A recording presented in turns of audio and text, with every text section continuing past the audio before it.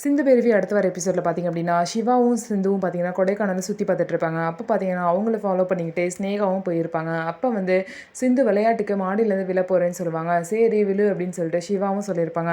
ஆனால் சிந்து மலைக்கிட்ட ஓரத்தில் நின்றுட்டு இருக்கும்போது பார்த்திங்க அப்படின்னா பின்னாடி வந்து ஸ்னேகா வந்து அவங்கள கீழே தள்ளி விட்டுருவாங்க. இதனால் சிந்துவும் பார்த்திங்கன்னா சிவான்னு டாக்டர்னு கத்திக்கிட்டே கீழே உருண்டு விழுந்துருவாங்க. சிவாவும் பதறி போய் சிந்துன்னு சொல்லிட்டு அப்படியே வந்து கத்துவாங்க. ஆனால் சிந்து பார்த்திங்க அப்படின்னா கீழே எங்கே விழுந்தாங்க அப்படின்னே தெரியாது.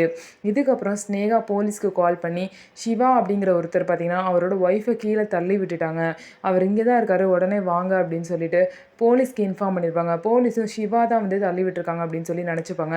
போலீஸ்கிட்ட சொன்னது மட்டும் இல்லாமல் அங்கே 4 பேரை வந்து ஆளை வந்து செட் பண்ணி அவங்க வந்து சிவா தான் வந்து சிந்துவை கீழே தள்ளி விட்டதை நான் பார்த்தேன் அப்படின்னு சொல்கிற மாதிரி ஆள் செட் பண்ணியிருப்பாங்க ஸ்னேகா.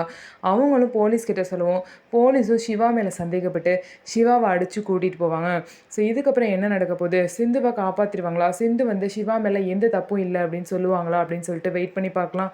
நம்ம வீடியோ உங்களுக்கு பிடிச்சிருந்தா நம்ம வீடியோவை லைக் பண்ணிக்கோங்க, மறக்காமல் நம்மளோட சேனலை சப்ஸ்கிரைப் பண்ணிவிட்டு பாருங்கள்.